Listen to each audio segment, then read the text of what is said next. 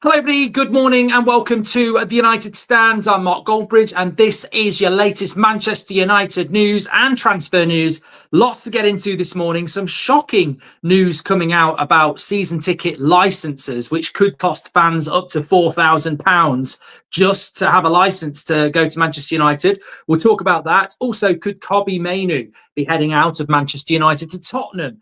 Are Manchester United going to make any more signings? We've also got updates on Garnacho. We've also got updates on the striker situation.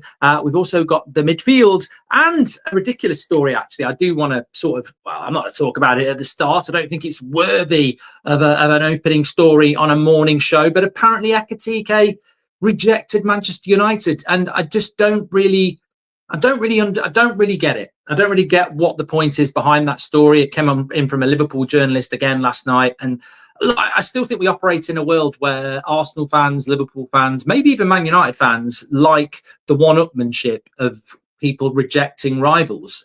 We're rubbish. We finished 15th. We lost to Spurs in a cup final. I wouldn't be surprised if somebody rejected us for West Ham at the moment. So, look, we're at the bottom of the mountain. We know it. I don't really think there's any points to be scored from going, we got rejected, but I'm not so sure we did. Let's get into it, though. Lots of things to get into, as I said. I think the first place I want to start this morning, as always, throw your comments in. But this came in last night from Chris Wheeler in the Daily Mail. And he said, Manchester United are in danger of starting the season without a new striker. On the day that Marcus Rashford left Old Trafford on loan to Barcelona, it's emerged that the United hierarchy, except Ruben Amorim's side, could kick off the new campaign against Arsenal next month without a new signing to lead the attack. Well, what are your thoughts on that? Man United basically accepting and realising that they will kick off against Arsenal in 3 weeks' time without a striker. I mean, they should just subscribe to the United Stand. They should just listen to you great people, because we've actually been talking about this since the middle of May. Pre-season starts in the first week of July. The transfer window opens in June.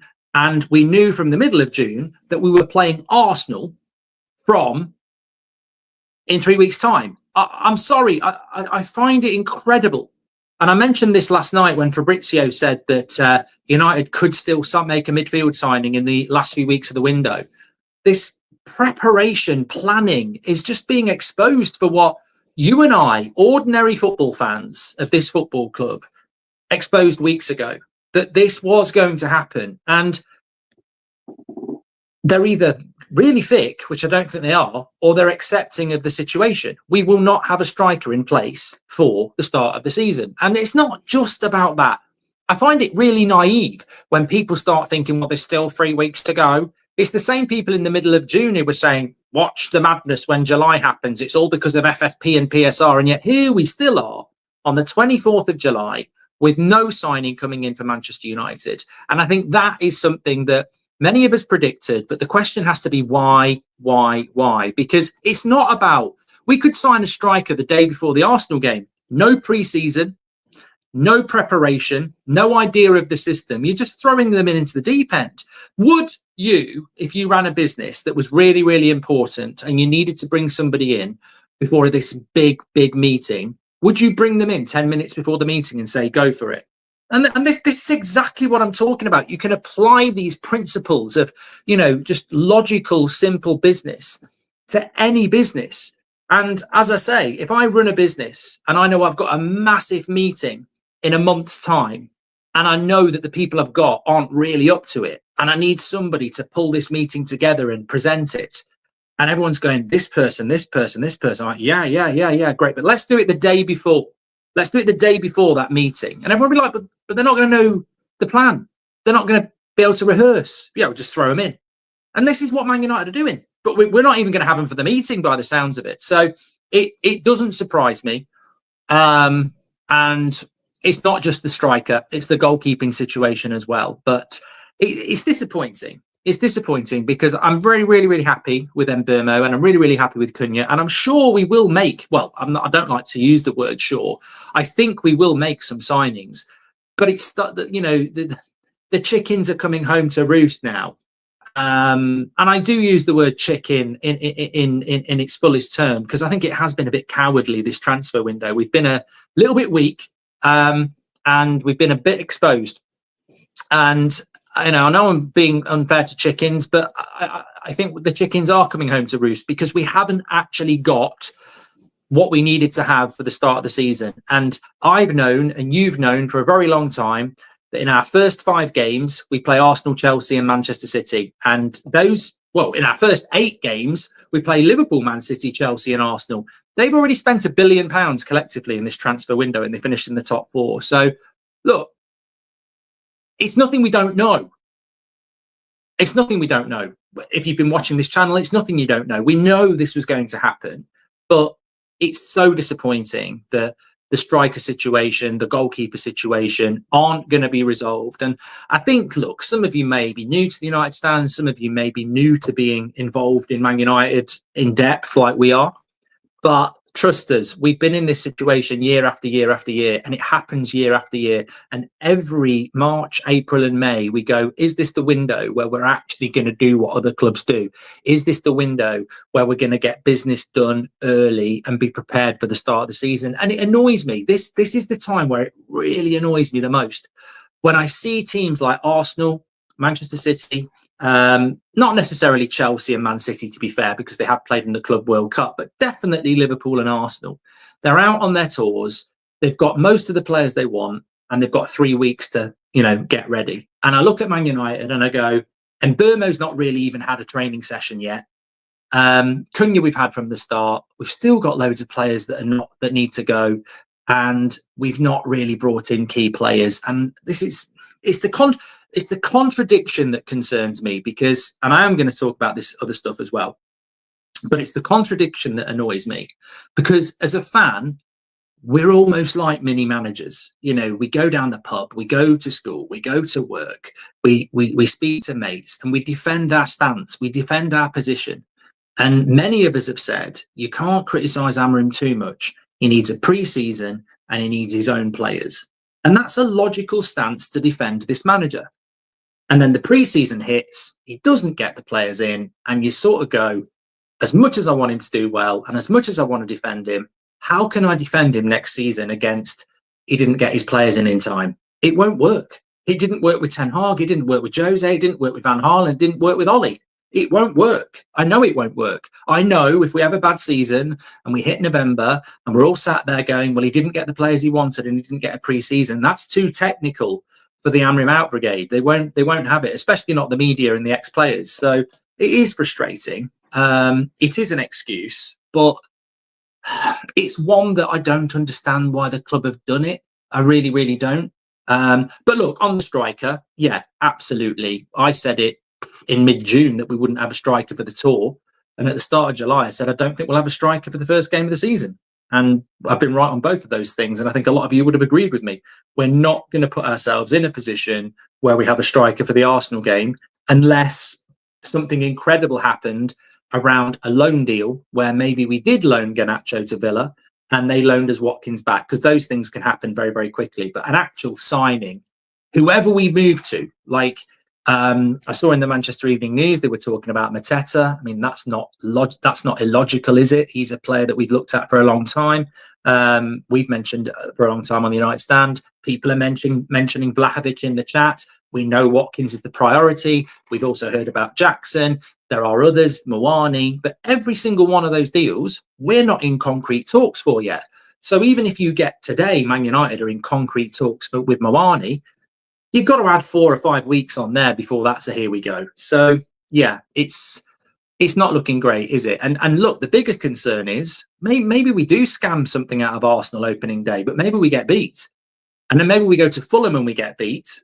And that, if we get beat by Arsenal opening day, which isn't impossible, some would say it's inevitable, and then you roll up to town and you play bloody Fulham away the next weekend and you lose that, you're suddenly like, oh my God, this ain't good. And I think in this situation, I think you've got to look at the reality. What if we did get beat by Arsenal badly? What if we then go to Fulham, who've basically kept the same team? All right, they haven't done loads in the window, but they basically kept the same team, so you can expect more of the same. And then Fulham beat us, and you're staring down the barrel of 2 losses, and suddenly, you're panicking in that last week of the window. It could be concerning. It certainly could. But I guess we'll have to see. Let me just grab a couple of your comments before I talk about this other news around Mainoo. There's a little bit around Garnacho, actually, I want to talk about. But here we go. No, not here. I don't know why I say here we go every time I read the chat.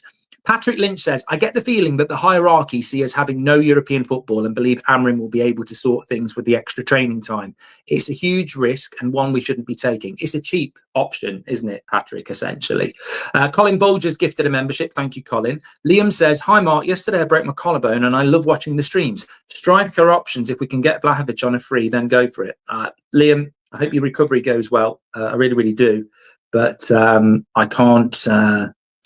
I can't get on the board with Vlahovic. I really think I think he ticks every box we shouldn't go for. He's got no Premier League experience. He's massively overpaid. And I think he's underachieved in relation to the reputation he's got. I think he's a very, very big risk.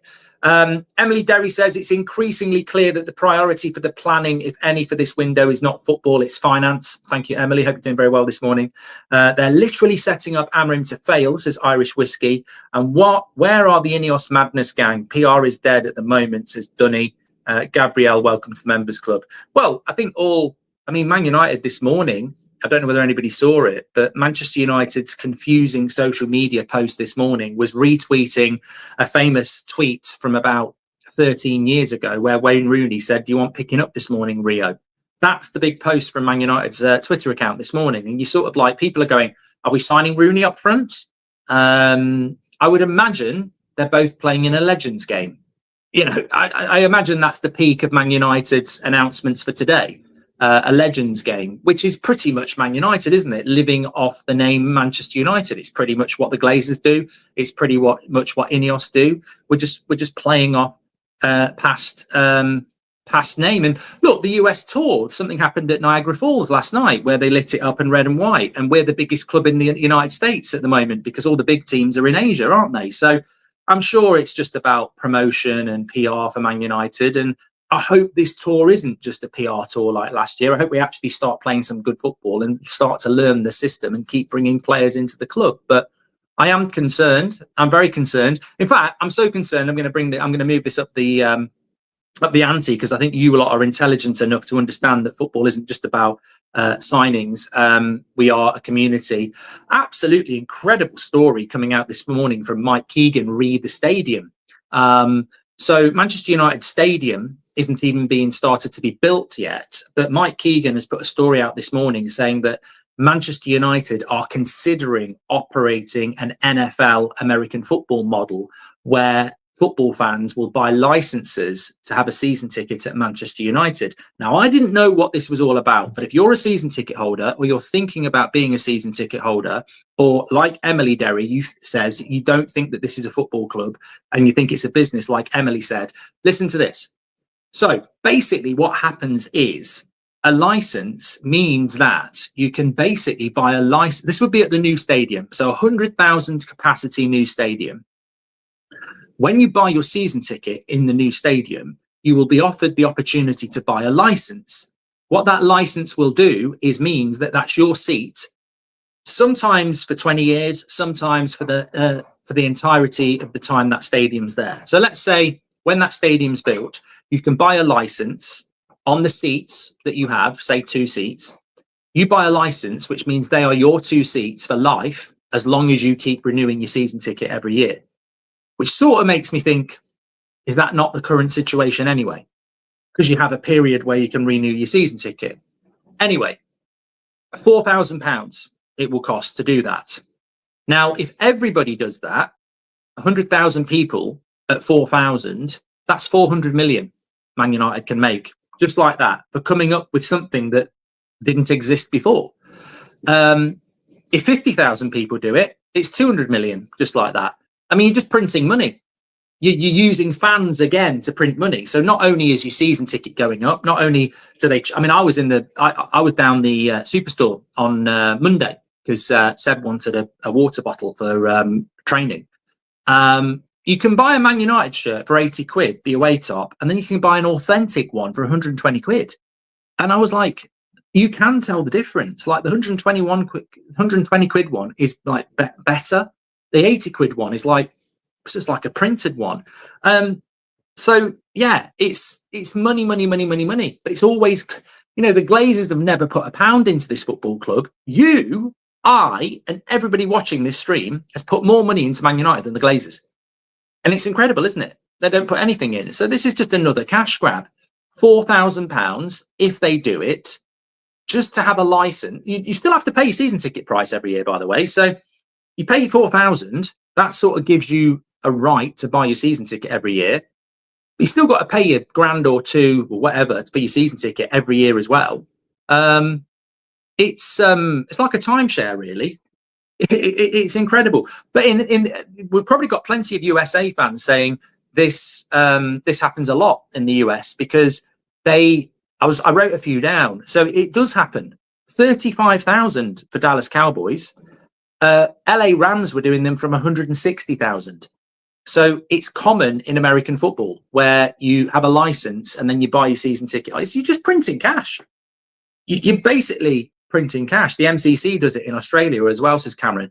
I mean, look, I've got to be honest. There's part of me that goes, this is the way of the world. I'm absolutely convinced that Champions League games are going to be played in New York in the next 5 years, 100%. I'm convinced about it. And if they're doing this in the NFL, we've got American owners, we're going to start doing it. And if we do it, Chelsea will do it, Arsenal will do it. So it's definitely coming in. But my issue is, it's just like two issues, really. One, it's always football fans that end up paying for everybody else. And two, Manchester United shouldn't do this. Like, they shouldn't be looking at ways to raise hundreds of millions of pounds off football fans when the owners have us in nearly £1 billion worth of debt. To me, it's probably going to happen. It's probably going to happen in football, and there's not a lot we can do about it. But on a purely Manchester United level, it makes me sick, because what people don't realise about the stadium is it's going to cost $2 billion. And whilst the government are going to pay for the regeneration around it, they're not going to pay the $2 billion for the stadium.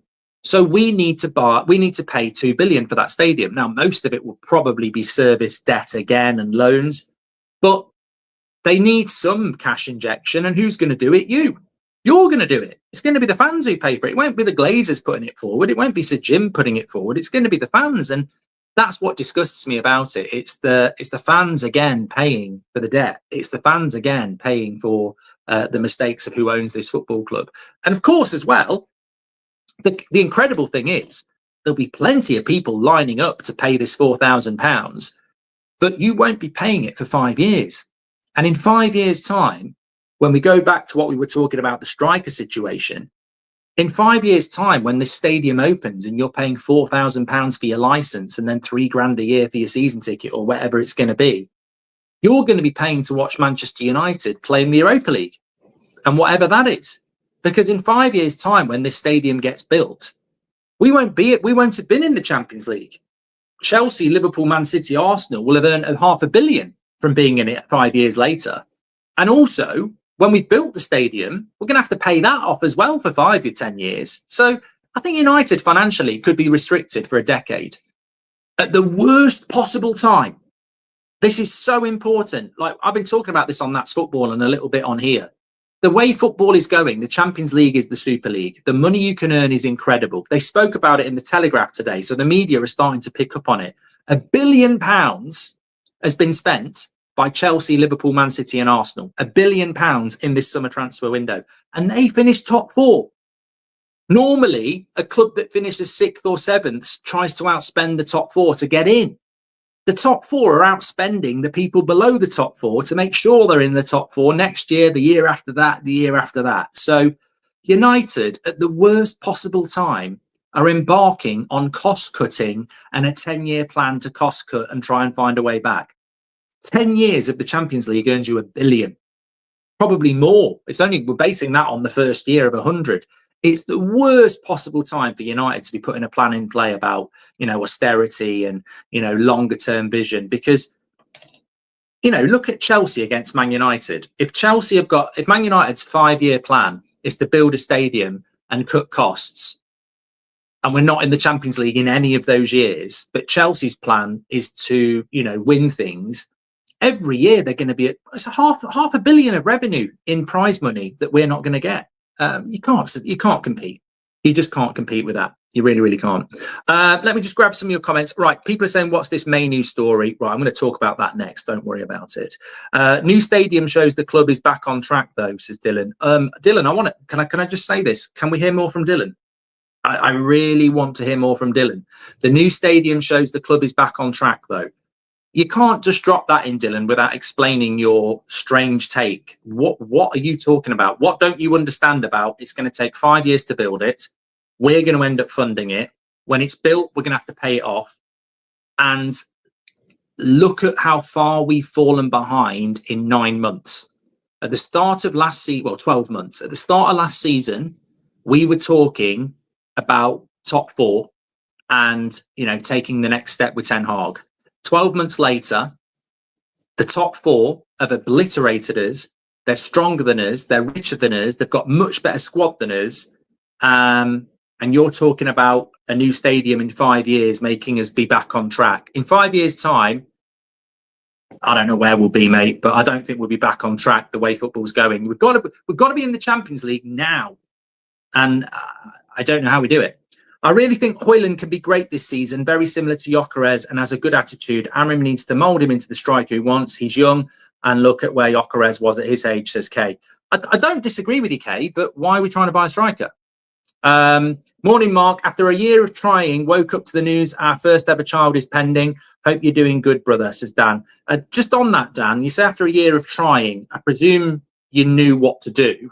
You weren't like putting it in the wrong place or anything like that. I'm joking with you, Dave. It's great news. It's great news. Well done to you and your partner. Thank you, Dan. It's more expensive membership subscription, says Kristen. John United says, it's already clear. Look at the Leeds friendly. Amorim out talking started again. We needed more players in and out. Feels like they're more worried about their pockets, looking for the next scam. Slazy says, there's something off with your mic, like a metal rattle. Yeah, it's called... Mate, I'm not sat in here for a laugh. There's building work going on in the house, so that's like a very high-powered drill. If you can just hear a slight rattle, the audio's doing its business. You said before you would... Sorry, I want to go back to that from John United about the next scam. That license thing is not a scam. That's not a scam at all. It's being used in American football. It's obviously being used around the world in different sports. But the fact it doesn't exist in the Premier League or in football means that it's a credit to the Premier League clubs and football clubs that don't do it, because it's a piss take, really. If we're the first club that does it and then we point at they do it in American football, I think it's a sad day, isn't it? But look, the Glazers will do anything to rip you off. That should be on a T-shirt. They can't argue with that. They ain't going to sue me for that. The Glazers can't sue me for saying you will do anything to rip Man United fans off. They've been doing it for 20 years. I'd love to see that stand up in court. They'd lose, and they'd lose big time. Look at the Super League. Look at everything's about ripping Man United fans off for their own pocket. They've never put a pound in. You said before you had seen something that made you sure we would get Gyökeres. Can you reveal what it was now, says Jack? Oh, my God. Jack, do you watch the United? I mean, if I have to answer this question again, it's been asked about every show for about 4 weeks. So on that Sunday, weeks ago, I got a message from somebody very prominent in the football industry saying Gyökeres to Man United this week is red hot. That's what I saw. That's why I was very confident. On the Monday, Fabrizio Romano tweeted, big week or something like that for Manchester United. Watch the next few days with Gyökeres. He also said, if we'd won the Champions League final, we would have been 99%. So, look, we were in for Gyökeres. We didn't get Gyökeres at the end of the day. Andreas says, we're seeing this from a player-by-player statistic, but the training of the system is the crucial variable here. It either works or it doesn't. Rajaf says, I personally think Garnacho will excel at Spurs, way less pressure compared to United, and he'll be going there with something to prove. World Cup year, says Rajaf. Can you talk about oh my God. I'll tell you what, Christopher Sorensen's just asked the same question about Gyökeres. Watch the United stand. I'll tell you what I'll say, Christopher, because you've just heard it anyway. Subscribe, bottom right-hand corner. We're live every morning at 10 o'clock and every evening at 8 o'clock and 2 o'clock. If you were watching the show regularly, you would have known that that's been answered multiple times, but it was answered 3 minutes ago. Thank you very much for that. Okay, let me talk to you about Mainoo. So the situation with Mainoo is that, well, look, a story came out this morning. Oh, I just got to say as well, what a live show from Beth last night in Chicago. Oh my God, if you haven't seen it, get on board with it. 2 o'clock in the morning UK time, but obviously US time, it's about 8. It's an 8 o'clock show for you. I think they're doing it tonight. I'm 100% sure. I think they are doing it tonight. So check out 2 a.m. streams. We're going to be doing a few from the States as long as we're not traveling or there's a game. Beautiful background of the city of Chicago. But the brilliant thing about it was it's worth watching because when Beth starts, it's light behind her. And then by the end of the stream, it gets dark, which I just think it's artistic, which is what we like. But I think Beth might have mentioned it on the 2 a.m. show. Some story from, I don't think the source is very good. It probably belongs in your kitchen cupboard, but it was about Spurs and Mainoo and how the longer Mainoo doesn't sign a new contract, the more likely he leaves. I think that, look, I'm not dismissing that source. I think at the end of the day, if Manchester United wanted to sell Mainoo, there would be interest in Mainoo. But the stance has always been that we want to sign him onto a new contract. So I don't see him necessarily leaving Manchester United. Look, Mainoo's very happy at Manchester United. I think he's got a great relationship with Yoro. He ticks the box of what Manchester United need and need to do. Young players coming through the youth setup who are exciting, talented, and can be part of a new future for United. It's something that's very, very important to us. So I don't see Mainoo leaving Manchester United. It would be shocking if that happened. My stance back in January when this all started was that Manchester United were going to put it out there that Mainoo could be sold, and then when we do sign him on a new contract, it's like a new signing. And in a way, I don't want to back that stupidity, but it almost does feel like a new signing because he doesn't hardly play, does he? So it's almost like signing Mainoo again, isn't it, if you write off last season? But I think the big issue with Mainoo is that we need to see on this tour and this season the real Mainoo. Like, if Bruno had gone, I'd have been a lot more excited about Mainoo than I am at the moment because I think there's a lot of uncertainty. You know, I'm a massive fan of his and I wouldn't sell him. I'd be fuming if we sold him. And I think a lot of people would. But where's he going to fit into this team? There was a lot of people last season that were saying that, you know, I told you he's the number 10. And I always said he's not a number 10. He's 19. That's what he is. I've watched the game for so many years. And what a player is at 19 isn't necessarily what they are at 22. And I think Mainoo, I think he's an 8. I think that's what he is. I think he's got incredible close ball control and the ability to move and quickly, you know, play 1-2s and carry the ball, and he can finish, as we've seen, you know, against Lyon and Wolves in the past. I think there's too much to his game going forward that you would want to play him as a 6. I think it would be a waste of time. But is he a 10? No, not for me. I think he's a quintessential 8. The problem he's got is that Bruno Fernandes is going to be the 8, and he never gets injured and he never gets taken off. So I think the biggest problem that Mainoo has is that he's playing in a position that isn't up for grabs. So therefore, it could be another season or two of playing out of position. Now, the danger is we don't want to turn him into a number 6 because you will blunt everything good about his attacking play. And he can't play as a number 10 because where are you going to play? Xerxes, Mount, Cunha, Ahmad, Mbeumo. So I don't know where Mainoo fits in. I mean, the scary thing is that his best chance might be as a 6, but then we're looking to buy a 6. I don't know what the plan is with Mainoo. Mainoo's best chance might be Amorim getting sacked. And I don't want Amorim to get sacked. I'm not saying that, but we can speak openly here. That's what we do. And Mainoo's best chance in a Man United shirt might be a system switch, and that means Amorim getting sacked. I don't know. I don't know where he fits in at the moment, but that doesn't mean he doesn't fit in. Like that doesn't mean that at all. But I don't think Mainoo's going to go. I think he'll sign the new contract. But if I was him, I'd be less worried about whether I'm going to get 120k a week or 175k a week. And I'd be more worried about the conversation with Amorim and what am I to you? You know, Man United were absolutely atrocious last season. It's the worst ever Manchester United Premier League side. And I couldn't get in it. What does that say about me? What does that say about you and me? So I'd be more interested in, why am I signing this new contract? Who's driving this? Is it Wilcox because I'm a young player? Or is it you, Ruben, because you see me as part of your team? And if I'm part of your team, where am I playing? And that's it. You know, contract negotiations for players can run for days, weeks.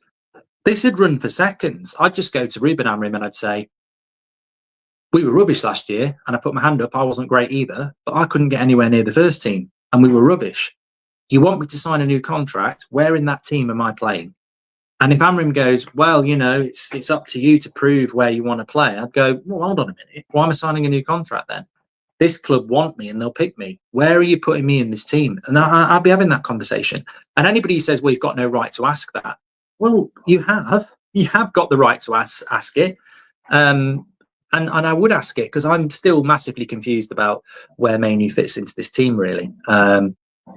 But I guess we will have to wait and see. Interestingly, on Spurs, though, I think that if you're looking for a Man United player going to Spurs who's young, I don't know whether you've seen the video on That's Football that we put out this morning about the latest United news, transfer news.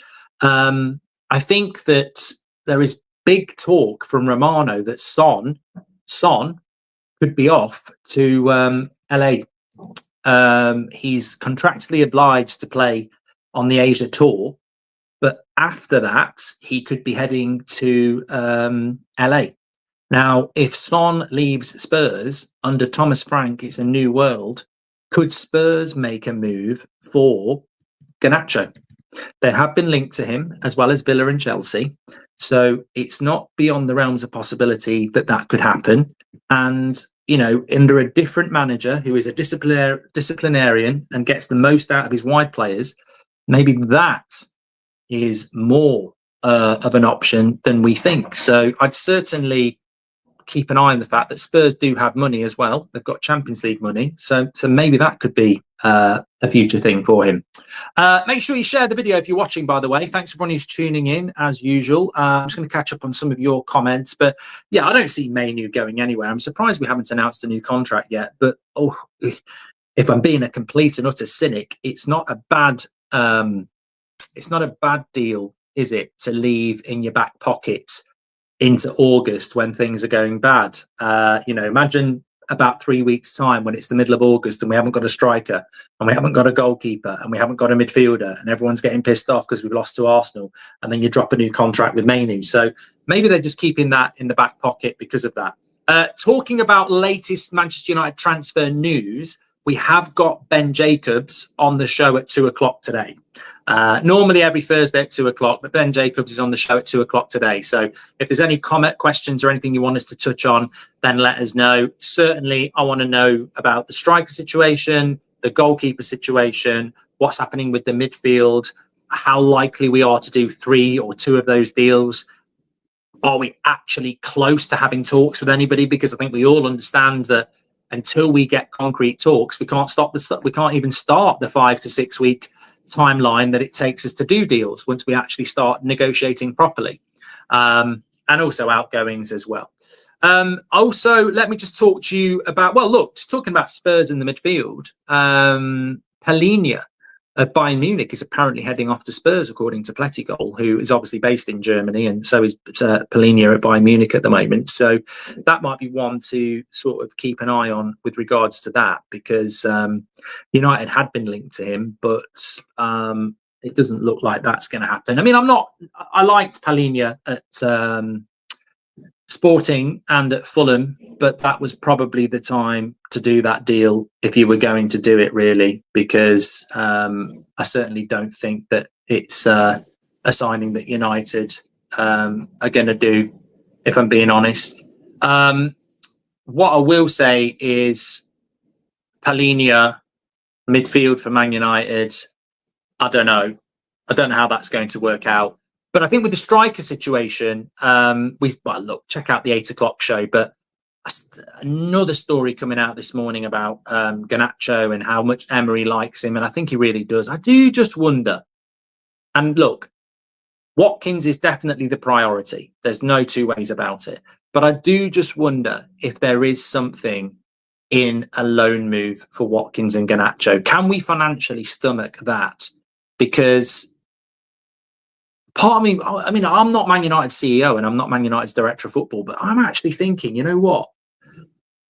Could we loan Garnacho to Villa and put some, obligations in there that if he hits those targets, they've got to pay us 45 million instead of 35 million? Or do we absolutely just need to take whatever we can and put it on the books?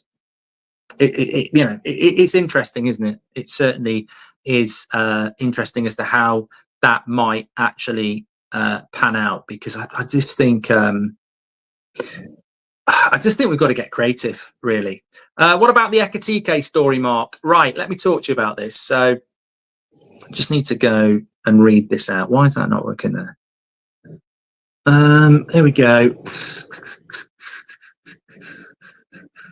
Tottenham, Man United. Okay, so Paul Joyce is a journalist for The Times. I think he's actually Liverpool specific. He's got over 500,000 followers. And basically what he said last night was that Hugo Ekitike rejected an approach from Manchester United, which came when Favel contacted the Eintracht Frankfurt sporting director, but had now sealed a move to Anfield. I think that this is something that obviously Liverpool fans are going to enjoy. There was that famous interview, I think it was with Joe Cole, when he signed for Liverpool. And they had to say that he said that Man United had approached him. And then in his autobiography years later, he said Man United hadn't. I was told to say it by Liverpool. I don't think Liverpool operate like that anymore, if they ever did. But this is just such a non-story. I mean, plan A for us was Delap. He's wearing a Chelsea shirt. Plan B was Gyökeres. He's wearing an Arsenal shirt. Plan C probably was Ekitike. He's wearing a Liverpool shirt. So what are we supposed to do? Just sit there and go, oh, banter as Chelsea, banter as Arsenal, banter as Liverpool? I don't mind. I actually see this as a positive. If there is any truth in that story, I would say, well, fair play for trying. And it also shows we had a bit of money. It shows we've got some money, because to ring up last week and it already be too late means that we rang up last week. So if we did make a phone call for Ekitike last week and he said, I've already sealed a move to Liverpool, then that means two things. One, it was last week. And two, we must have had some money to put on the table. Now, three, he's chosen Liverpool over us. Well, I'm not surprised. I'm really genuinely not surprised. I don't care.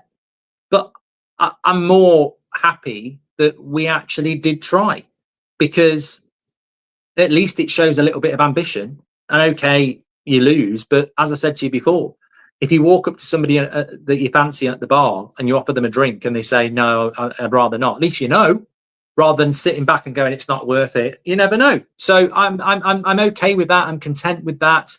I presume the same thing happened with Gyökeres, where we've asked to be kept informed. And if he wants us, then we're there. But obviously he prefers Arsenal. I get it. It's disappointing that they're choosing rivals. Liverpool, Arsenal are our rivals, and we should be proud of that fact that they're our rivals. But for how long will they be our rivals? I mean, rivalries disappear. Look at Leeds. Leeds see Man United as rivals because there was a rivalry at one point in time. I don't see Leeds as a rival, and anybody under my age doesn't see Leeds as a rival, but Leeds see us as a rival because that rivalry was there. It's just died because Leeds became irrelevant in relation to where we were. I can't imagine Man United and Liverpool's rivalry would ever die. I mean, Liverpool didn't win the Premier League for 30 years, but we do need to be careful in a certain extent, because it's obviously very, very precarious, the situation we're in. But I don't mind I don't mind that we went for Gyökeres and he went for Arsenal. I don't mind that we went for Delap and he went to Chelsea. I don't mind that we went for Ekitike and he went to Liverpool. You could argue at least we're still trying to bring in players of that quality. The reality, the harsh truth, as it says on the thumbnail, is what we should be learning from this is that we can't get those players. And if I was to Jim Radcliffe, I'd be saying to Favel, you rang up Leipzig. Why didn't it happen? Wilcox, you thought you had Delap. Why didn't it happen? Amorim, Gyökeres played for you. Why didn't it happen? We need to learn basically from those. So I don't care. I hope we did ring up about Ekitike. I hope we did ring up about Gyökeres. I hope we did, push for Delap, because we can then learn why. And I'll tell you what, I'll give you the why now. I know exactly why now. The reason those players didn't join us is because we're not in the Champions League and we're not a prospect to win it, or the Premier League. We're not an attractive proposition compared to Liverpool, Arsenal and Chelsea. It's a very basic lesson. It's a very harsh truth. And we need to figure out how we become that. And how we become that is by moving up that league table and becoming not just a name, but also an exciting team. And if you're a kid today around the world or in the UK and you're choosing your football team, then you probably aren't going to choose Manchester United. There's plenty of us out there doing good work. As I said, Seb was at the Megastore on Monday. He loves United, can't stand Liverpool, can't stand Man City. But I was talking to him today. He was in my office, and he saw I've got a print of the class of '92 signed, and he was like, "Who are these players then?" And I was like, "Well, that's Beckham, that's Scholes, that's Giggs, that's Neville." And he was like, "How long ago was that then?" And I said 1992 was when, the class of '92, but they were better after that. And he was like, "Oh my God, that's a long time ago." And I said, "No, we used to win things." And he went, "Really?" I went, "Mate, for 20 years, we were basically the best." 20 years? I went, "Yeah." He was like, "So Man United used to actually win the league?" I went, "Yes." Oh, I love to see that. And I actually got sad because I thought, I don't know when you will. I really don't. And that's very, very sad, of course. But it is the reality. It is the reality of what the Glazers are building. You thought I was lying, though, definitely. Let's see if Amorim is capable of bringing in Kone, says class of '99. See, I love the idea of Obi and Kone and all these young players we've got. But I hate the idea of people in the chat or around Man United fandom going, "We need to bring Kone in." It's the most naive statement I've ever heard. Tell me a player of that age that comes in and takes Man United into the top 4 on his own. That's why I like the signings of Cunha and Mbeumo. We've got to build an experienced platform to nurture players like Kone. You throw Kone in last season, he'll absolutely sink. So I like the idea of these younger players, but we absolutely need to fast track an environment to develop them. Because as good as Bruno is, and as good a captain he is, tell me why our attacking midfielder has stood there for 3 years and watched Garnacho, Rashford, Anthony and everybody else shoot from 30 yards instead of passing. And he's the captain. So I loved what Cunha did at the weekend with Obi. I need Mbeumo to do that. I need more people to do that. And then the environment will get better for Obi and Kone when they come in and realise their work experience, their learner drivers. They just need the right players to learn from. Amorim's not doing too well with our youth products, says Robert. Mate, he's been here 6 months. He was thrown in at the deep end. It was hardly the environment to throw young players in. I think this season will be different. TJ says, as a professional footballer, you must be able to play well at multiple positions. Therefore, Mainoo has to improve. And I think that's probably what's going to happen with him this season. I'm just saying I think he's an 8. I don't think he's a 6, and I don't think he's a 10. Amorim can't be a one-trick pony with just one system, says Simply Red. And yet, loads of managers in history have one system. I also think it's a question of footballing IQ, isn't it? If you think Amorim's got one system and one way of playing, you didn't watch Man United last season. Well, when we knocked Arsenal out the FA Cup, we played very differently to what we did against Lyon in the Europa League. Like, it is a 3-4-3.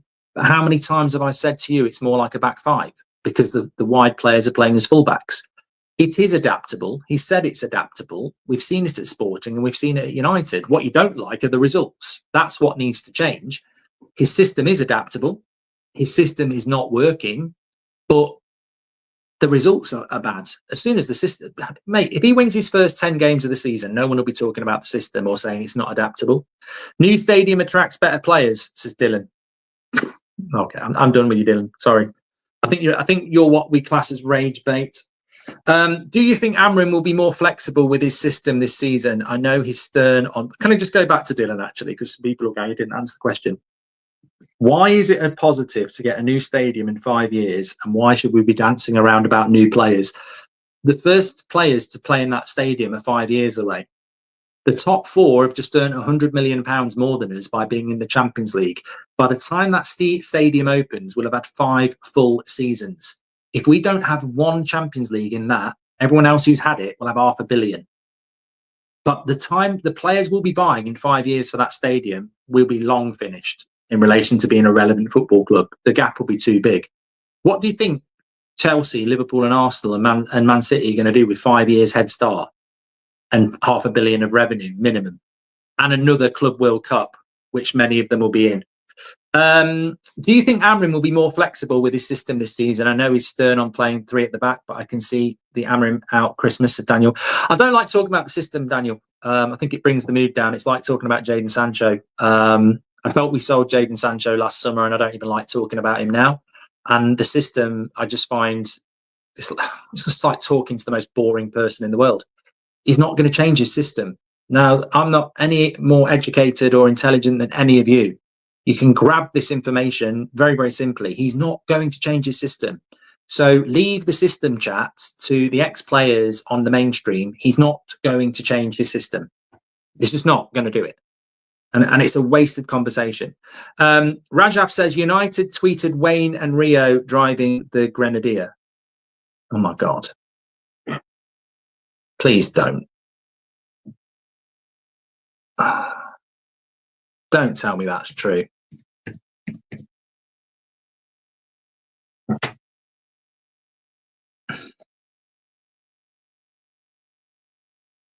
Wayne Rooney picks up his pal Rio Ferdinand for a special adventure across the USA ahead of the tour. Watch the legendary Reds reunite for a road trip from Manchester, Michigan to Chicago in Ineos's Grenadier YouTube channel now. Oh, so basically what's happened is Wayne Rooney and Rio Ferdinand have done PR for Ineos in an Ineos vehicle, copying well, even I've done it 5 years ago, driving with Goldbridge, but carpool karaoke, Neville's done it. Yeah, it's just a tired format to promote Ineos cars. I mean, dear. And this is why they will charge 4,000 to fans, isn't it? Because most of our ex-players, we saw it with Ashley Young the other week. They will, if the club say jump, they'll say how high, because they just desperately want to be on the gravy train of Manchester United. They're irrelevant without it. So I'm disappointed by that, to be honest. But I'm not surprised. You know, Gary Neville's involved, isn't he? He's doing the regeneration project. Yeah,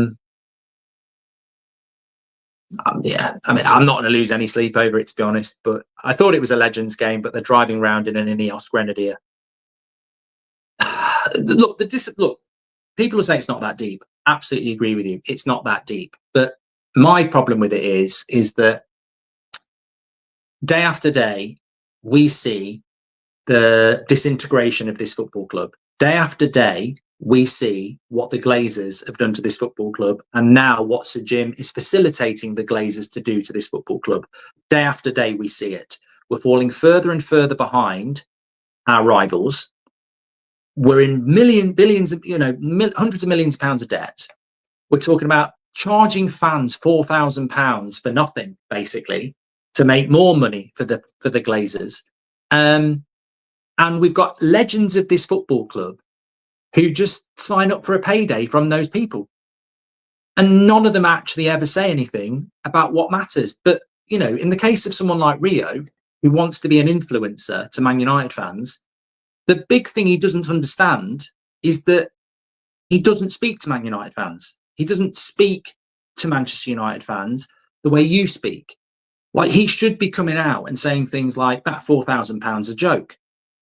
The club's an absolute joke. The way the Glazers have run this football club is an absolute joke. Forget Sir Jim and his Grenadier. The Glazers own the football club. But then they won't do that because they all, they want to be an ambassador. They want to be, they want the free publicity of being in front of millions of people on a Man United YouTube channel. It's about their growth. It's about their individual growth. They're not there to talk to you about how badly this football club is being run.